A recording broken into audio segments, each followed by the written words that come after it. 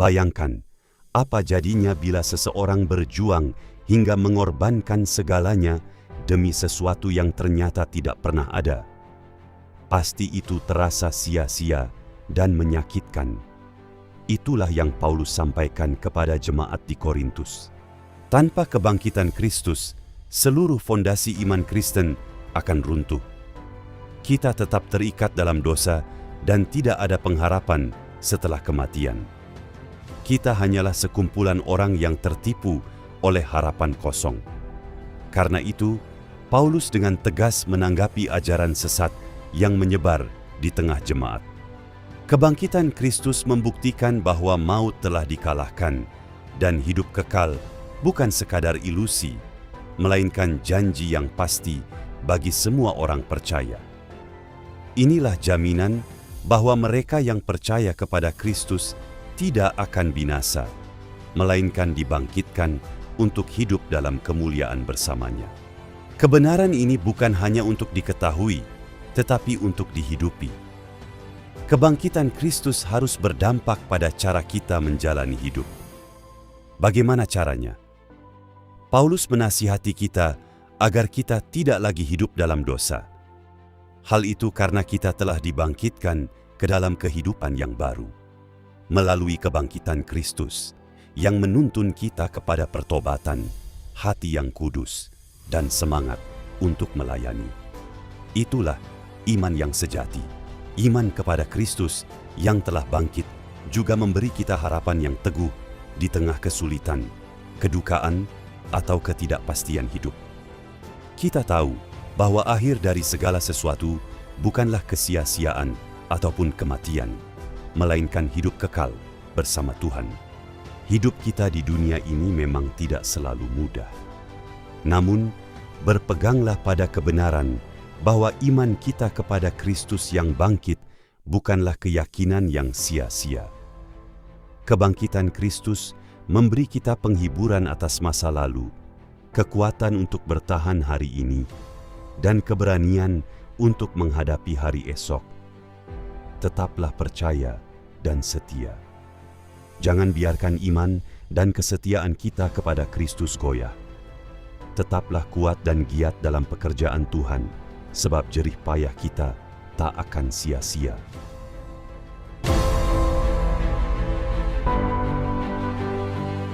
Di tengah arus zaman yang penuh dengan asumsi dan opini, tak sedikit orang Kristen yang mulai goyah imannya.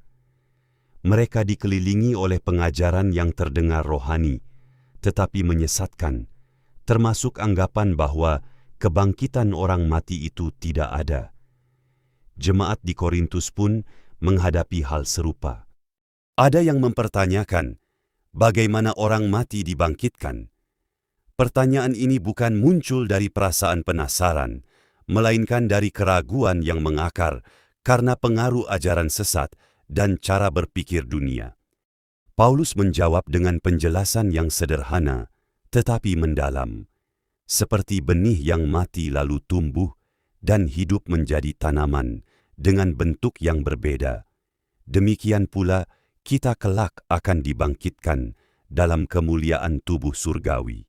Yang akan binasa digantikan dengan yang tidak akan binasa, yang hina dengan yang mulia, yang lemah dengan yang kuat, dan yang alami dengan yang rohani.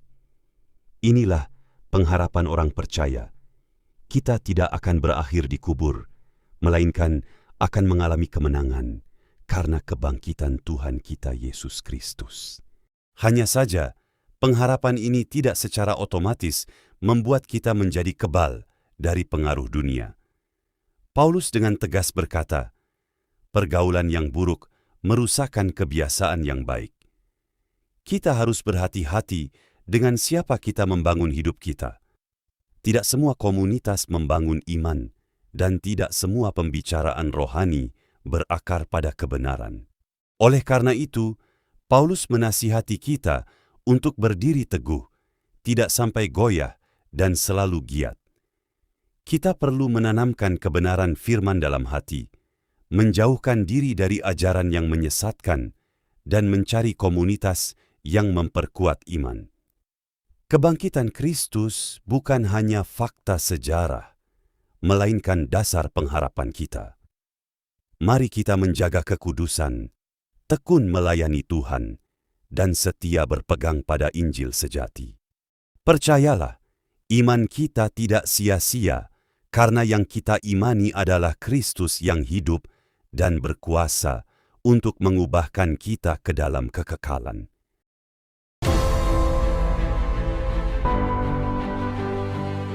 Perbuatan baik memerlukan perencanaan yang baik. Niat baik bisa menimbulkan konflik kalau tidak dirancang dengan baik pula.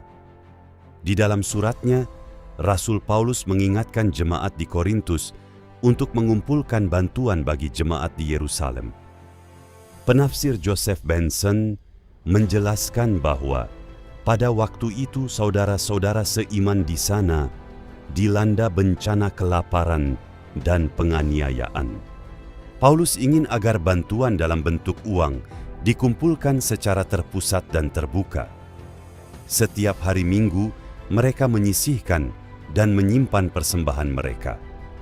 Supaya jemaat tidak mencurigai bahwa uang itu akan dipakai untuk keperluan pribadi, Paulus mengirim beberapa orang yang layak untuk mengantarkan bantuan itu ke Yerusalem.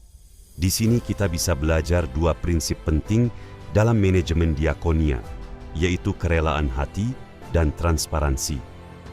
Diakonia adalah pelayanan kita bagi sesama jemaat Tuhan yang memerlukan bantuan. Karena itu, donasi harus diberikan dengan sukarela dan penggalangan dana harus dilaksanakan secara transparan untuk menjaga kepercayaan para donatur. Bagaimana dengan diakonia di gereja kita? Apakah pengumpulannya tepat waktu, penyalurannya tepat sasaran, dan pelaksanaannya transparan? Sebaiknya demikian, sebab perkara uang mudah sekali menjerumuskan orang ke dalam dosa. Paulus memperingatkan bahwa akar segala kejahatan ialah cinta uang. Jangan sampai niat baik kita untuk mengelola dana diakonia malah menimbulkan konflik karena tata kelola yang buruk. Kita menjadi batu sandungan bila terjadi penyimpangan. Sebaliknya, Tuhan dimuliakan bila kita mengelola dengan baik. Apa yang bisa kita lakukan sebagai anggota gereja? Pertama, kita perlu melatih kepekaan terhadap kebutuhan mendesak dari orang-orang yang kurang beruntung di dalam gereja. Kedua, kita harus melibatkan diri dalam diakonia sesuai dengan kapasitas yang Tuhan beri. Ketiga, jika diminta untuk mengelola keuangan, kita harus bersikap transparan di depan semua orang.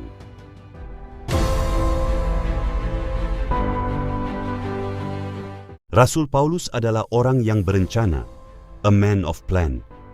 Bacaan hari ini membuktikan hal itu.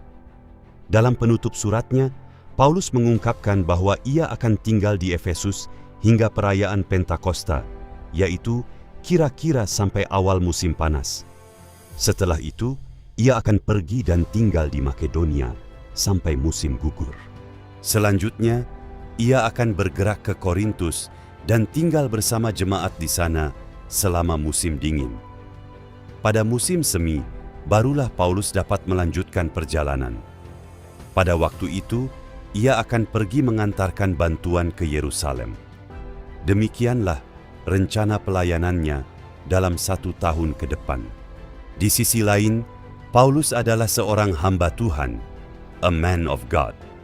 Ia menundukkan dirinya kepada kehendak Tuhan dan mempersilakan Tuhan mengintervensi rencananya setiap saat. Karena itu, ia menyisipkan klausa jika diperkenankan Tuhan. Menyusun rencana adalah hal yang natural bagi semua manusia. Apapun profesinya, pengusaha, dokter, guru, nelayan, tukang daging, mekanik, dan lain-lain, setiap orang selalu memiliki rencana. Kita ingin memegang kendali penuh atas agenda kehidupan kita sendiri. Maka, menundukkan rencana atau agenda kerja kita kepada Tuhan adalah hal yang ajaib. Sebenarnya, Kita tidak suka agenda pribadi kita diatur oleh orang lain, apalagi oleh pribadi yang tak terlihat.